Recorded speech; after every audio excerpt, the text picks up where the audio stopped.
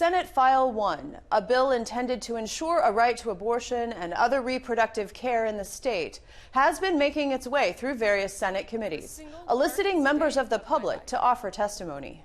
We needed an abortion to save my uterus, and we had very little time to process all that was happening. We were required to do many unnecessary tasks, and that added to our grief and the mental load that we were already experiencing. It wasn't easy to find an abortion when we needed one, but I was able to get one, and it saved my uterus, and ultimately I was able to complete my family. A mother's reproductive health care rights do not supersede the right to life of the separate human being living in her womb. An embryo, a fetus, a preborn baby, all terms used to describe a genetically distinct separate human being, separate from the mother. I have a daughter who has a son, my grandson, who's going to be 3 years old this month, was 21 weeks gestation when he developed a problem that required in utero surgery. He had his own separate labs drawn. He had his own separate medical chart. It was a separate live human being that did well and had life-saving surgery. Senate File 1 is deceptively straightforward, but it is very problematic. I believe it will limit the conscience rights of providers. It will also interfere with the provision of resource options such as perinatal hospice care, and will limit prenatal information regarding the availability of care and support for individuals with Down syndrome. I experienced a life-threatening postpartum hemorrhage, the #1 cause of maternal mortality worldwide. I could have died, and many do in my circumstance. No one should have to consent to risks like that against their will. Contraception fails and complications develop. Termination of pregnancy will always be an important part of reproductive health care. Nothing in this bill does anything to promote life. Nothing in this bill promotes advancing the relationship. Rather than voting for a bill like this, I think that you should spend your time that lifts both lives up through adoption, through foster care, through proper prenatal care. What a reported 99% of abortion patients have in common is the feeling of relief post-procedure, not regret, even 5 years later. And in the case of my own abortion, enabled me to more easily leave a physically abusive and violent partner. That day, I did choose life, my life. Senator Jennifer McEwen, the Senate author of the PRO Act, now joins me in the studio. Thank you for joining me. Thank you very much for having me. Let's start with a little context. This program, in particular, will air on Sunday, January 22nd, 2023. That is 50 years to the day since Roe v. Wade was decided. Then almost 6 months ago to the day, on June 24th, Roe v. Wade was overturned by the Supreme Court. During these 50 years, it seems that the question never really has been settled. Can it be settled? Well, I think I don't know the answer to that question. It's an excellent question. I think that what we do know, however, is that the fall of Roe v. Wade, the overturning of Roe v. Wade, has resulted in some grave injustices around the country.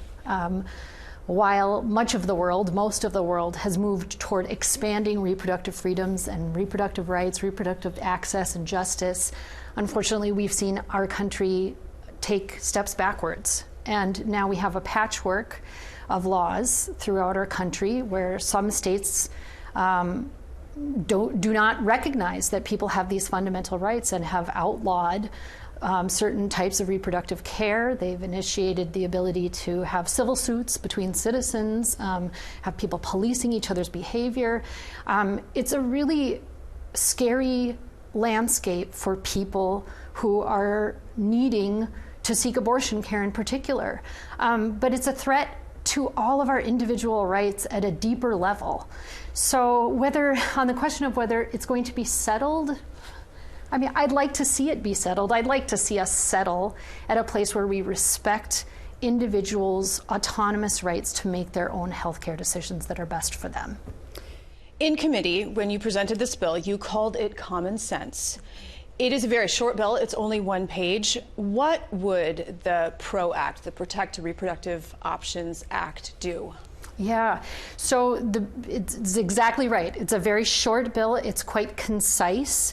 What the Protect Reproductive Options Act, or the PRO Act, does is it places into our statutory law, so the law that is written by the legislature, what is already acknowledged to be the law by our courts in Minnesota. So previously there was a Minnesota Supreme Court decision, the Gomez decision, in which the Minnesota Supreme Court recognized that here in Minnesota we have a right to access reproductive health care, including abortion care, that is one of our rights under our state constitution in Minnesota. However, having seen what happens with the changing of the makeup of a court, we saw that at the Supreme Court level. We've seen it recently in Iowa and other states. Those changes can happen fairly quickly, depending on how an election would go. So I think over this past year especially, we've heard from Minnesotans that we don't want our fundamental rights in the state of Minnesota to be resting on the whims of a court in the changing makeup of what a court might decide their interpretation of our rights in our own state constitution may be. So what the PRO Act does is enshrine those rights also into our state statutes, with the legislature recognizing that Minnesotans have these rights. It's just another safeguard and another bulwark to prevent a rogue court from coming in and saying, sorry, you don't have these rights, we're going to take them away from you. We're trying to prevent that from happening in Minnesota.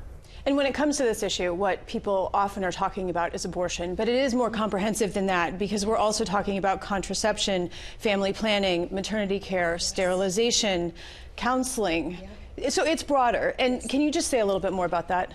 Yes, absolutely. We all know that reproductive care, there's a spectrum of reproductive care. And what the bill recognizes, again, is that these are very personal, individual decisions that people make in their lives about the way that they wish to proceed with their reproductive health, whether they want to have children, when they would want to have children, all the circumstances around that. And people need to be able to make those decisions without the interference of politicians placing their own values and their own ethics and beliefs and religious philosophies above those of individual Minnesotans, and trying to tell individual Minnesotans that they think they know best and that they're going to tell them how they should proceed in any certain situation. Each situation is unique for people who are pregnant, and the way that they decide to proceed with a pregnancy or with decisions out of pregnancy about their reproductive care.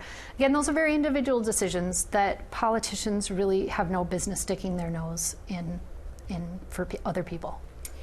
There may be medical professionals, and I know there are because some testified in the committee, who object to abortion as a matter of conscience or religious belief. If this bill were to become law, does it impact them as individuals, and does it impact institutions that have religious affiliation? That's a great question.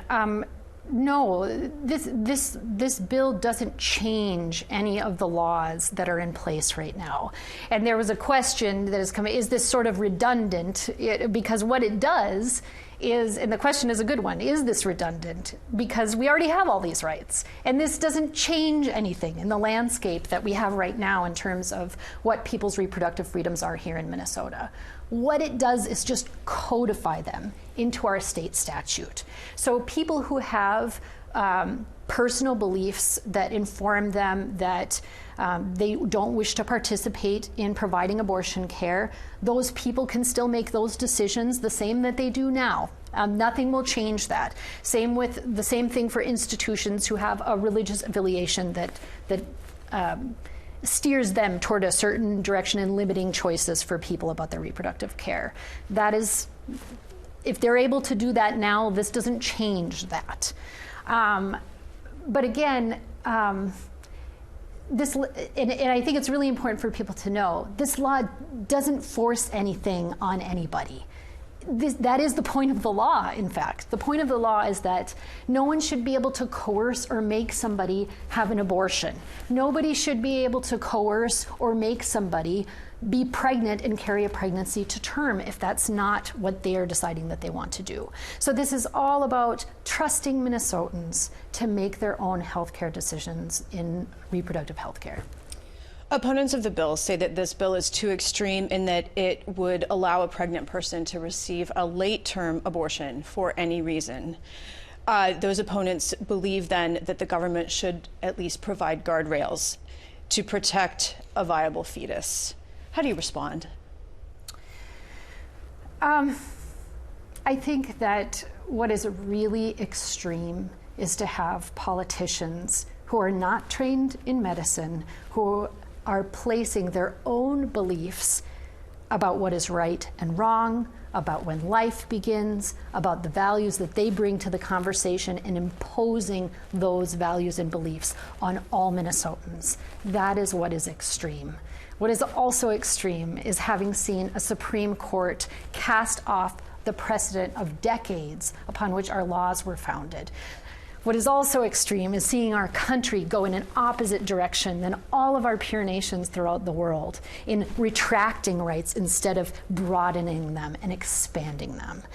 So I reject that premise that this is extreme. This is not extreme. It doesn't change the law, again, in Minnesota. This merely codifies what is currently the law in Minnesota.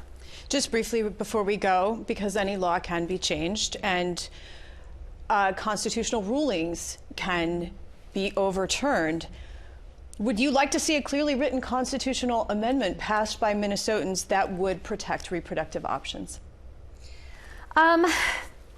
Well, I personally, on a personal note, I would say yes. I would love to see that. But I also am very aware that there's a lot of work happening right now around the country in different states. I don't know if that is something that is on the table in terms of what advocates in Minnesota and people who are working on these issues in Minnesota have in mind in the near future, but I guess we'll just have to stay tuned. Senator Jennifer McEwen, thank you so much. Thanks for having me.